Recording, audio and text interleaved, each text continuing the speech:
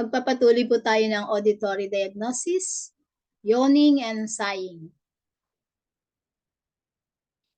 Auditory diagnosis of other sounds coming from the mouth, nose, and chest. As well as all this verbal impression, we also have the classical diagnosis of sounds. We can ask the client about this, but they should also be things that we keep our ears open for when we are interviewing the client. We should, for example, listen to the patient breathing, both whilst interviewing them and whilst they are lying on the couch. Yawning and sighing. When there is liver qi stagnation, the body will instinctively try to set qi in motion. Again, one of the ways of doing this is to sigh or yawn. When we sigh or yawn, we inhale a large amount of air. This increases zhang qi, which then helps to force the black qi into circulating again. So, ganun po yung ginagawa na pag nag-yawn tayo, nagsisirculate uli yung qi, nakakatulong siya. Kung humihikab yung yawn po, ano. The patient may well be unaware that they sigh frequently, especially as the sigh can be quite subtle. This means that they might well answer negatively. When you ask about sighing, this more subtle sigh can often be heard when the patient talks about the particular subject area or about things that frustrate or annoy them. So this is important in that it not only can help to reveal a pattern of imbalance. Yun yung mga naghihikab, tapos yung nagbubuntong hininga.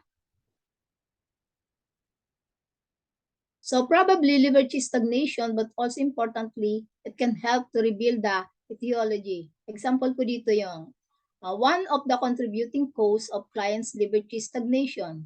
Yawning can be a way of moving stagnant qi and a way of increasing qi. So yung pag humihikab tayo, nakakatulong po yun para ma-move yung mga stagnant na enerhiya sa ating katawan or magdagdagan ng energy.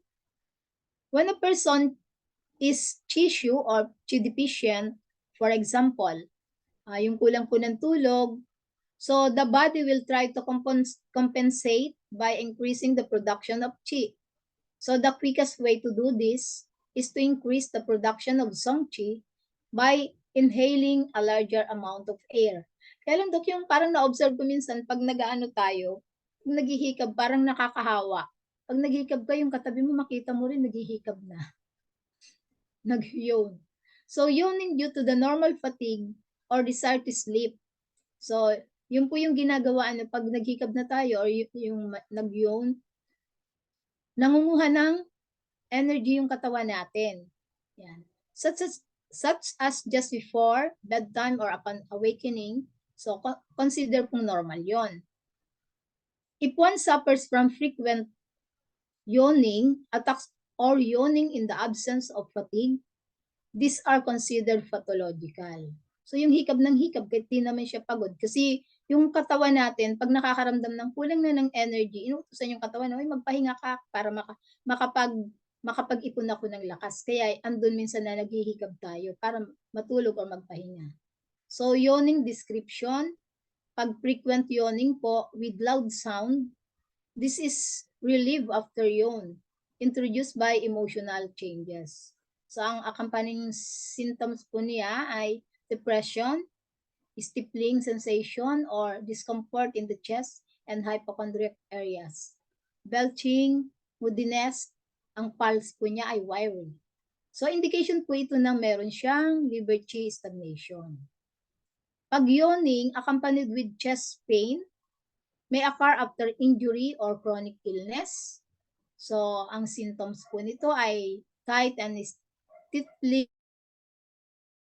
with sharp pain, shortness of breath, dizziness, poor memory, purple tongue, choppy pulse. So yan po ay mga sign ng qi and blood stagnation. Pag frequent attack, weak or no sound, yun, naghihikab ko nang wala lang ng ng sound. Physical or mental fatigue, cold limbs, pale face, poor appetite, loose stool, pale tongue dip, and thin pulse. O dahil na-involve yung indication po niyan, spleen and kidney. So, yang deficiency po yung both na organ. Yawning is only considered a symptom if it occurs very frequently. Yawning when one is sleeping, is tired, is normal. So kung madalas po kayong hinihikab na hindi naman pagod, yun po yung may symptoms ng may karamdaman. Liver Qi Stagnation. So frequent yawning, hypochondrial or epigastric distension, irritability, moodiness, feeling of lump in the throat, premenstrual tension, and wiry pulse. Pag may lang Qi stagnation po, ang frequent yawning, feeling of lump in the throat, difficulty in swallowing, a feeling of oppression or distension of the chest. Slight breathlessness po yan. Then, may sighing, yung nagbubunting hininga. Sadness, irritability, depression, tongue slightly red on the side, in the chest area, pulse very tightly tight on the right front area. So pag stagnation naman po of Qi and stasis of blood, frequent po yung yawning. A feeling of tightness of the chest pain, abdominal distension, palpitation, agitation, at ang kanya pong tongue ay purple, then ang pulse ay wiry. Pag spleen and kidney naman po ang yang deficient or yang deficiency, frequent din po yung yawning. Nakakaramdam po siya ng lower backache dahil involved na yung kidney. Meron po siyang cold and weak knee dahil yang deficient. Yan. Feeling of cold po siya, bright white po yung complexion. May impotence at nagkakaroon ng decreased libido. So, madalas din po ang tiredness, lassitude, then abundant clear urination. Paulit-ulit yung umiihi, lalo pa sa gabi. Tapos nagkakaroon po siya ng loose stool, poor appetite, slight abdominal distension, desire to lie down, early morning diarrhea, pale and wet tongue, deep weak pulse. Sighing. So yung nagbubuntong hininga, ang definition po nito ay patient feels chest distress and make a deep expiration with a short sound which relieves the sensation of distress in the chest. Yung parang yung mga gumaganon po, madalas gumanon. So ang pathomechanism po nito, sighing is an involuntary process to relieve chest distress. The chest distress is caused by Qi obstruction. Diba pag nagbuntong hininga nga po kayo, parang nakakaluwag sa dibdib, no? Due to either emotional stress, which causes Qi stagnation in the chest. Yung kaya po yung mga taong may problem, madalas yung, bago magkwento sa inyo, ganun. Or to chronic illness, which leads to Qi deficiency and the loss of power to circulate Qi in the chest.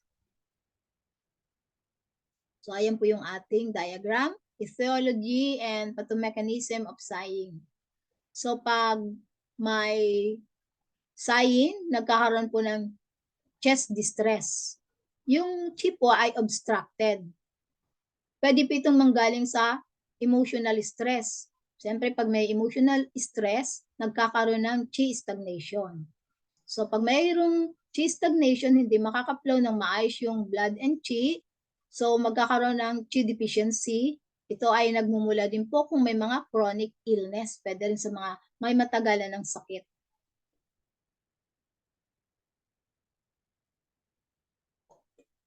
So clinical significance po, the sound of the sighing can help one understand the condition of the Qi. So tayo pong mga manggagamot, dapat matandaan na natin ito. Symptoms po, sighing due to the chest distress, which is aggravated by emotional stress, So, ang accompanying symptoms po nito ay may hypochondriac pain and distension, irritability, anger, bitter taste, wiry pulse. So, indication po niyan ay liver qi stagnation kasi from emotional stress eh. Pag sighing with a low and feeble sound, shortness of breath, chest distress, aggravated by exertion. So, voice, accompanying symptoms po niya ay voice with weak volume, pale tongue, frail pulse. So, ang indication po niyan ay yang qi deficiency. Pag sighing generally indicates qi stagnation of the liver or lungs.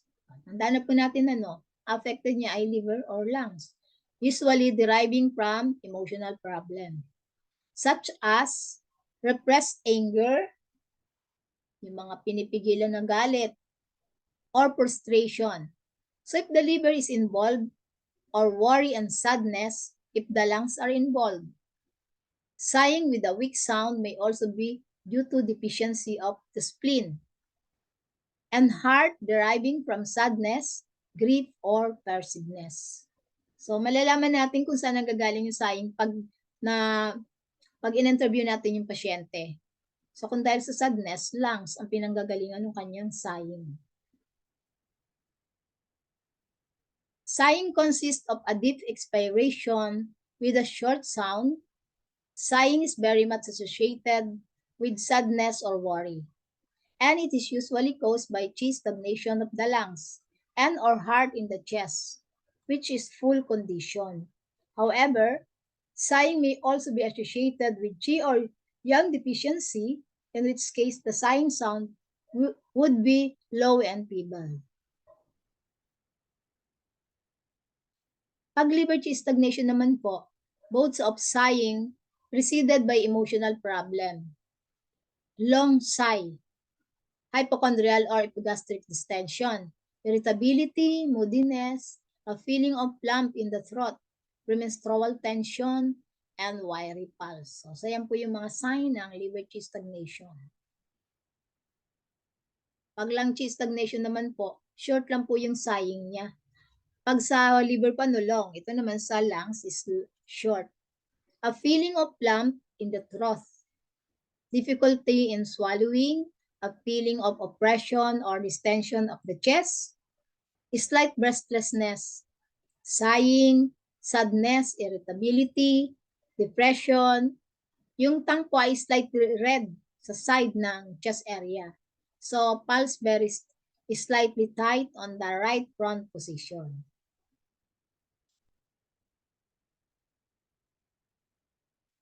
If spleen and heart qi deficiency involved, so there is short sigh. Short din po yun. Poor appetite, slight abdominal distension after eating, tiredness, pale complexion, weakness of the limbs, loose stool, palpitation, shortness of breath on exertion, spontaneous sweating, pale tongue, and empty pulse. Ito yung spleen and heart qi deficiency. Thank you po for your attention.